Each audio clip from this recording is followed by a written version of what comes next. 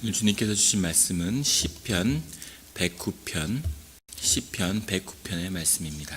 다 같이 한 목소리로 봉독하시겠습니다. 내가 찬양하는 하나님이여 잠잠하지 마옵소서. 그들이 악한 입과 거짓된 입을 열어 나를 치며 속이는 혀로 내게 말하며 또 미워하는 말로 나를 두르고 까닭없이 나를 공격하였음이니이다. 나는 사랑하나 그들은 도리어 나를 대적하니 나는 기도할 뿐이라. 그들이 악으로 나의 선을 갚으며 미워함으로 나의 사랑을 갚았사오니 악인이 그를 다스리게 하시며 사탄이 그의 오른쪽에 서게 하소서. 그가 심판을 받을 때에 죄인이 되어 나오게 하시며 그의 기도가 죄로 변하게 하시며 그의 연수를 짧게 하시며 그의 직분을 타인이 빼앗게 하시며 그의 자녀는 고아가 되고 그의 아내는 과부가 되며 그의 자녀들은 유리하며 구걸하고 그들의 황폐한 집을 떠나 빌어먹게 하소서. 고리대금하는 자가 그의 소유를 다 빼앗게 하시며 그가 수고한 것을 낯선 사람이 탈취하게 하시며 그에게 인애를 베풀 자가 없게 하시며 그의 고아에게 은혜를 베풀 자도 없게 하시며 그의 자손이 끊어지게 하시며 후대에 그들의 이름이 지워지게 하소서. 여호와는 그의 조상들의 죄악을 기억하시며 그의 어머니의 죄를 지워버리지 마시고 그 죄악을 항상 여호와 앞에 있게 하사 그들의 기억을 땅에서 끊으소서. 그가 인자를 베풀 일을 생각하지 아니하고 가난하고 궁핍한 자와 마음이 상한 자를 핍박하여 죽이려 하였기 때문이니이다. 그가 저주하기를 좋아하더니 그것이 자기에게 임하고 축복하기를 기뻐하지 아니하더니 복이 그를 멀리 떠났으며 또 저주하기를 옷 입듯 하더니 저주가 물같이 그의 몸속으로 들어가며 기름같이 그의 뼛속으로 들어갔나이다. 저주가 그에게는 입는 옷 같고 항상 뛰는 띠와 같게 하소서. 이는 나의 대적들이 곧 내 영혼을 대적하여 악담하는 자들이 여호와께 받는 보응이니이다. 그러나 주 여호와여 주의 이름으로 말미암아 나를 선대하소서. 주의 인자하심이 선하오니 나를 건지소서. 나는 가난하고 궁핍하여 나의 중심이 상함이니이다. 나는 석양 그림자같이 지나가고 또 메뚜기같이 불러나가며 끔찍함으로 내 무릎이 흔들리고 내 육체는 수척하오며 나는 또 그들의 비방거리라. 그들이 나를 보면 머리를 흔드나이다. 여호와 나의 하나님이여 나를 도우시며 주의 인자하심을 따라 나를 구원하소서. 이것이 주의 손이 하신 일인 줄을 그들이 알게 하소서. 주 여호와께서 이를 행하셨나이다. 그들은 내게 저주하여도 주는 내게 복을 주소서.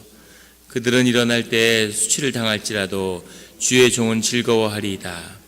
나의 대적들이 욕을 옷 입듯 하게 하시며 자기 수치를 겉옷같이 입게 하소서. 내가 입으로 여호와께 크게 감사하며 많은 사람 중에서 찬송하리니 그가 궁핍한 자의 오른쪽에 서사 그의 영혼을 심판하려는 자들에게서 구원하실 것임이로다. 아멘. 다 같이 기도드리시겠습니다. 하나님 아버지 감사합니다. 주의 음성을 듣고저 주의 제단 앞에 모였습니다. 우리 마음의 기도와 묵상이 주님께 연락되기를 원합니다.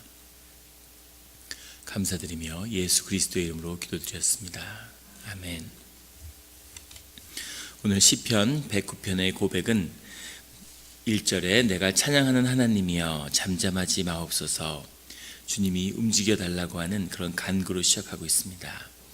시편 109편의 이 시편은 예배 때 드렸던 찬송의 시입니다. 그런데 그 내용을 보면 이거 정말 찬송의 시일까 할 정도로 그 내용이 믿기지 않을 정도죠. 주님 잠잠하지 마옵소서 하고 2절에는 생략되어 있지만 키라고 하는 접속사가 들어가 있습니다. 왜냐하면 그들은 대적의 무리겠죠. 그들이 악한 입과 거짓된 입을 열어 나를 치며 속이는 혀로 내게 말하며 이렇게 이야기하고 있습니다. 악하다고 하는 약한 입이라고 하는 이 악하다고 하는 건 라싸라는 말인데 허황된 것, 거짓된 것, 없는 것, 이런 것을 만들어내는 것, 이것이 이 라서라고 하는 이 악한 입입니다. 없는 일들을 만들어서 그 일들을 부풀려서 그렇게 공격을 한다는 거죠. 그리고 뒤에 나오는 거짓된 입의 이 거짓된이라는 말의 원문은 미르마라고 하는 건데, 이것은 이렇게 속삭이다 이런 데서 파생된 말이에요. 이렇게 속닥거리는 것, 뒤에서 이렇게 이간질하고 이렇게 사람을 이렇게 속닥속닥 해가지고 일을 만들어내는 그런 것이 뒤에 나오는 거짓된 입입니다. 없는 일을 만들어내고 사람을 이간질시키는 그런 것으로서 자신을 공격하고 있다고 하는 것이죠. 3절에 또 미워하는 말로 나를 두르고, 이 미워한다는 말은 시네아라는 말인데, 이것은 단순히 미워하는 게 아니라 징오하는, 사리가 있는 이런 이야기입니다. 말할 수 없이 징오하고 미워한다는 거죠. 왜 이 대적의 무리가 까닭없이 나를 그렇게까지 미워할까? 이것이 악의 역사고 섭리인 것입니다. 6절에 나오는 의인이 그를 다스리게 하시며 사탄이 그의 오른쪽에 서게 하소서 할 때 사단의 역사인 거죠. 히브리어 말 그대로 사탄입니다. 이런 대적의 역사가 우리 가운데 있다는 거죠. 주님의 길을 가고 의인의 길을, 주님의 일을 묵상하게 되면 그러면 공격이 반드시 있게 되는데, 그것이 악의 섭리인 거죠. 그것이 악의 역할입니다. 그런데 그것이 공경에 빠뜨리고 사람에게 억울한 일에 이렇게 얼게 매게 하고, 그리고 그 공격이 상상할 수 없을 만큼 미움에 가득하다는 거죠. 왜 이렇게까지 미워할까? 이렇게까지 미워해야 될 일일까 싶을 정도로 사람을 미워하게 된다는 겁니다. 이런 것이 악의 역사, 우리 가운데 역사하는 악의 실체라는 것입니다.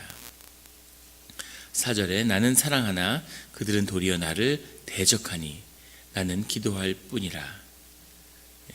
그것을 품으려고 하고 그것을 풀려고 하는데 그것이 되지 않는다는 거죠. 오히려 더 미움이 깊어지고 나를 더 궁지에 몬다는 겁니다. 그래서 나는 기도할 뿐이라. 그것을 풀어갈 수 있는 분은 주님밖에 없구나. 이 악을 다스릴 자는 주님밖에 없구나 라고 하는 것을 알게 된 거죠.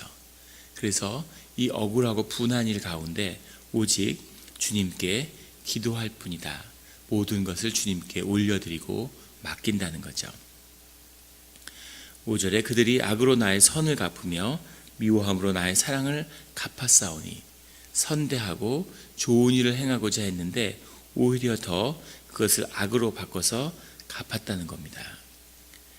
6절부터 15절까지는 계속해서 다윗이 그 대적의 무리를 향한, 자신을 핍박한 자들 향한 저주의 말이에요. 어떻게 사람은 이렇게까지 구체적으로 저주할 수 있을까? 이것이 과연 기도일까? 이런 생각이 들 정도죠. 8절에 나오는 그의 연수를 짧게 하시며 그의 직분을 타인이 빼앗게 하시며, 이 말씀은 우리가 사도행전에 보면 베드로가 그 사도의 자리를 유다에게서 마띠아로 옮길 때 이 말씀이 성취되었다고 선포하는 그 말씀이죠. 그러니까 이 말씀은 주님의 말씀으로 성취했는데, 이 모든 이 자녀들을 유리하게 하고 구걸하게 하고 고리된 업자들이 그 재산을 뺏어가게 하고 끝없는 저주를 이렇게 퍼붓는 것으로 나오는데, 이것을 우리가 알아야 할 것은 이것이 우리 기도에서 중요한 한 내용을 이루고 있다고 하는 겁니다. 그러니까 주님 앞에 나왔는데, 주님 앞에 나왔을 때 자신의 그 안에 있는 이런 미움과 이런 그 분노를 주님 앞에 다 토해내야 된다는 거죠.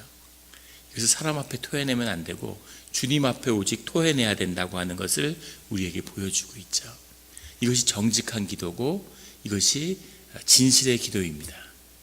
우리가 기억해야 할 것은 이런 것이 내 안에 있는데 이것을 토해내지 않으면, 이것을 내 마음속에서 그냥 눌러버리면, 이런 마음이, 이 분노가 내 안에서 얼어버리면, 사람을 미워하는 마음이 내 안에 들어왔는데 그 미움을 주님 앞에 토로하지 않고, 아니 미워하면 안 되지, 내가 크리스찬인데, 내가 주님의 자녀인데 사랑해야지, 용서해야지, 자꾸 이런 식으로 자신의 그 감정을 억압을 하면 이것이 내 안에서 얼어붙게 된다는 겁니다. 이것이 내 안에 얼어붙게 되면 내 안에 있는 그런 영적인 에너지, 라이프 포스라고 하죠. 생명의 에너지, 심리학자들이 얘기하는 그런 것들을 이 얼어붙은 감정들이 전부 다 고갈시킨다는 겁니다. 그래서 억울한 일, 분한 일, 분노를 당했는데 그냥 참고 살고 내가 참아야지 이렇게 살다 보면 그 감정을, 분노는 분노대로, 미움은 미움대로, 서운함은 서운함대로 그대로 느끼고 내보내야 된다는 겁니다. 그것을 내 안에 얼어붙은 채로 갖고 있게 되면 이제 그게 강박이 되는 거죠. 주변에 보면 강박적인 사람들을 이렇게 보게 되죠. 하나님을 믿는데 하나님 안에서 아주 강박적인 행동이 나타나는 겁니다. 제가 이번에도 그 총회 교단 교육을 가서 목사님들을 만나는데 그분들이 이렇게 교육을 하시는데 이렇게 연세도 있으시고 굉장히 견고한 그런 신앙의 모습을 보여주는 그런 분들이 계세요. 그런데 말씀하시는 가운데 뭐라고 얘기하시냐면 시간을 잘 지켜야 된다 그러면서 시간은 하나님과의 약속이기 때문에 시간을 안 지키는 건 남의 인생을 빼앗는 거다 이렇게 얘기하시는 거예요. 그러면서 얼마나 시간을 잘 지켰는가를 얘기하시면서 신방을 가는데 단 1분이라도 늦으면 그냥 가버리신대요. 버려두고 사람을. 그리고 심지어는 예배를 주례를 하는데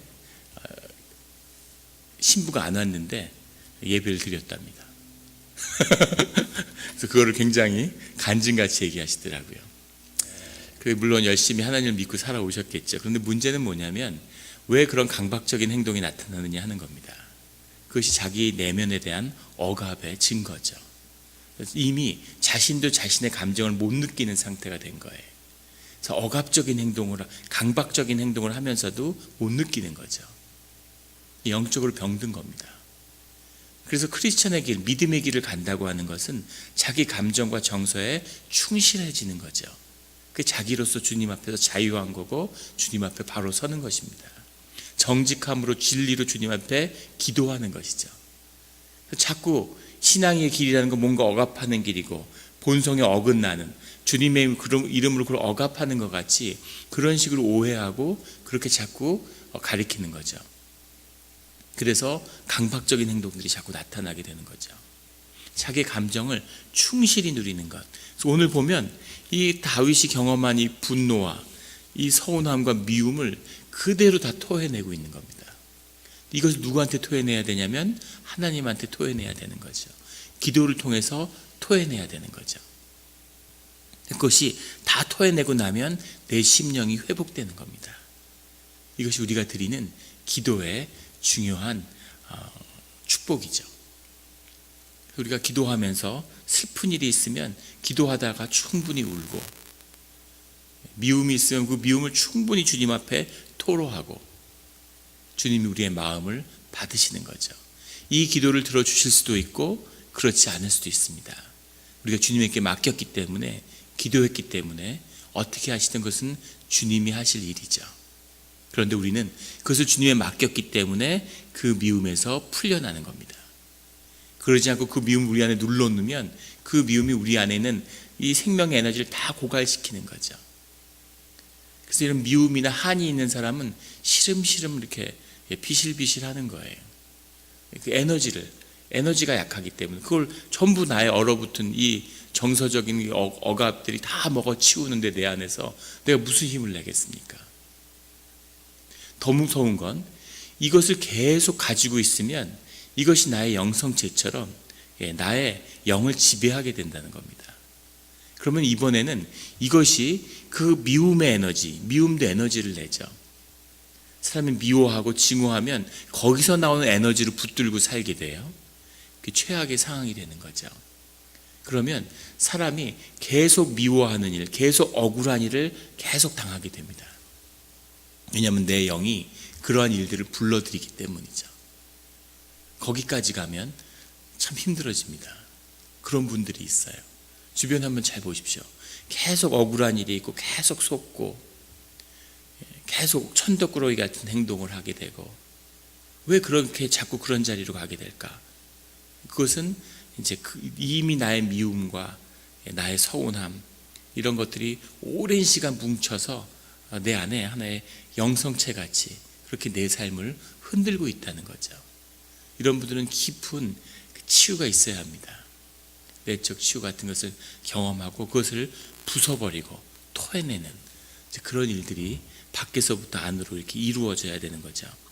근데 오늘 이렇게 다윗처럼 자신의 분노를, 미움을 토해내는 상태에서는 이것은 굉장히 건강해 보이지 않지만 사실은 굉장히 건강한 상태라는 거죠.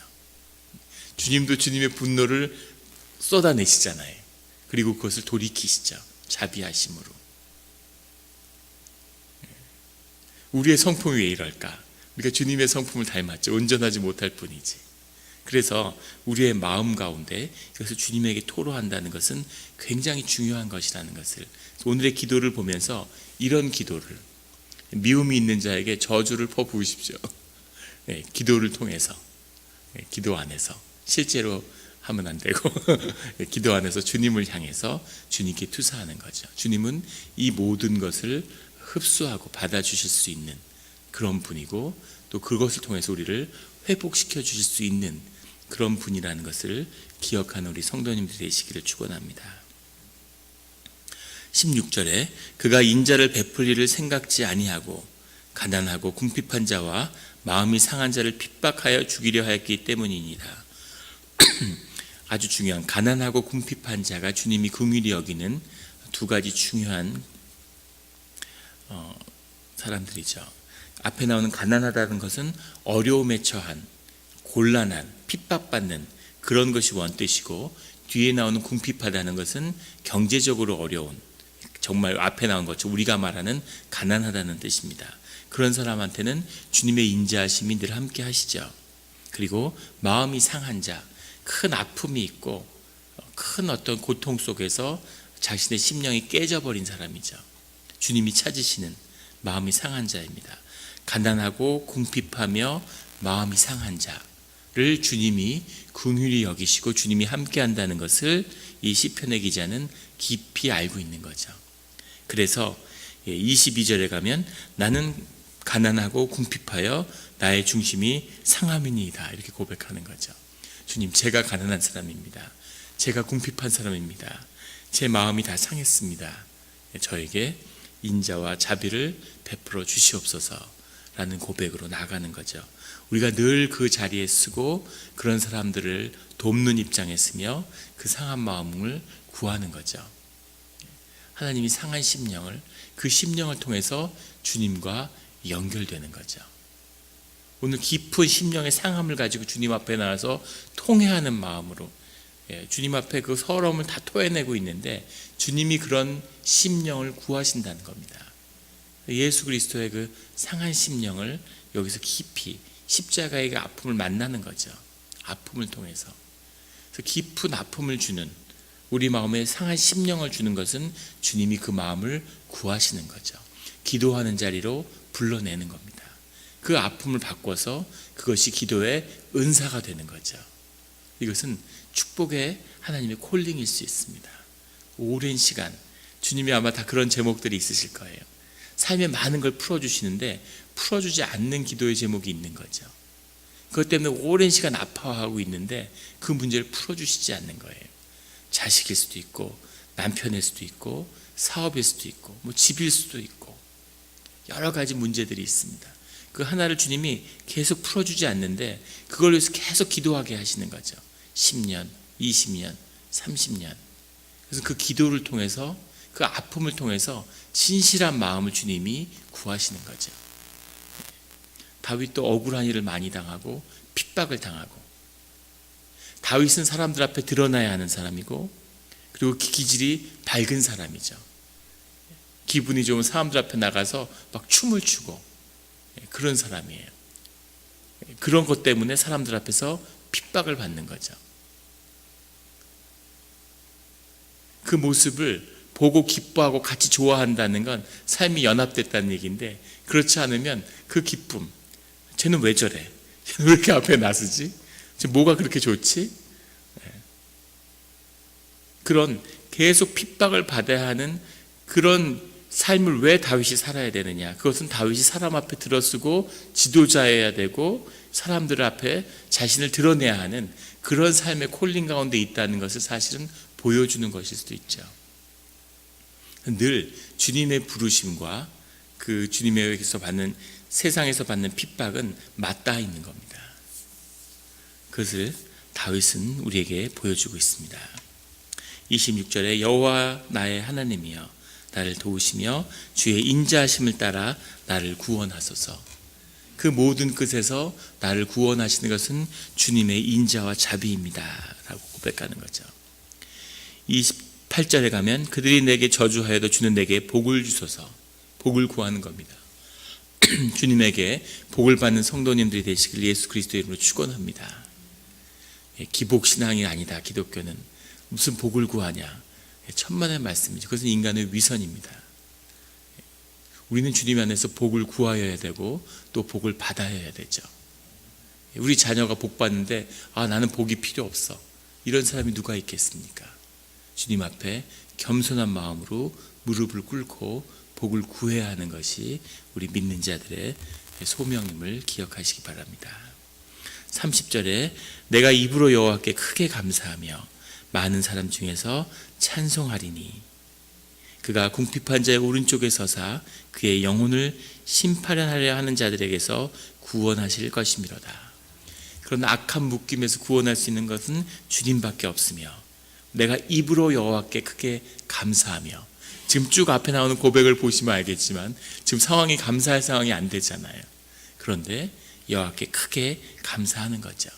여호와가 계시기 때문에, 그 어려움 속에서 나를 구원해 주실 분은 주님밖에 안 계시기 때문에 우리가 주님께 크게 감사하는 거죠.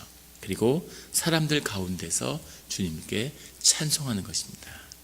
이것이 주님 우리에게 구하는, 또 우리가 마땅히 해야 하는 우리의 사명이기도 하죠. 감사하며 찬송하는, 오늘 우리의 모든 서운함과 분노를 주님 앞에 토해내고, 그리고 그 가운데 감사와 찬양으로 주님께 복을 받는 그런 성도님들이 되시기를 예수 그리스도의 이름으로 축원합니다. 기도드리시겠습니다. 하나님 아버지 감사합니다. 이렇게 새벽에 제단을 열어주시고 또 기도의 문을 열어주시니 감사합니다. 우리 마음 가운데 원통함이 있고 분함이 있고 억울한 일을 많이 당했음을 주님이 아십니다. 주님, 우리가 그 아픔과 그 억울함을 가슴에 담아두고 괴로워하는 것이 아니라 그것을 주님 앞에 토해내며 그 미움을 주님 앞에 호소해서 그것이 주님의 뜻에 따라 이루어지든 이루어지지 않든 주님의 뜻 가운데 우리가 풀려나고 자유함을 얻으며 심령이 치유되는 오늘 이 새벽이 되기를 원합니다. 주님, 능력 있는 주님의 종들이 되게 하시고 주님이 가시는 인도하시는 길 가운데 늘 복된 길을 걷는, 화평의 길을 걷는, 지락의 지복의 길을 걷는 그런 주님의 자녀들이 되게 하여 주시옵소서. 주님, 우리 가운데 상한 마음이 있습니다. 주님, 오랫동안 하나님이 들어주시지 않은 제목으로 인해서 우리가 지치고 우리의 양이 쇠하였음을 주님이 아십니다. 주님, 우리가 오늘 또 그 제목을 들고 주님 앞에 나옵니다. 주님, 우리의 심령 가운데 주님을 회복시키시며 이제 그 묶임에서 풀어나게 하여 주시옵소서. 주님, 간절히 기도하며 예수 그리스도의 이름으로 믿음으로 기도드렸습니다. 아멘.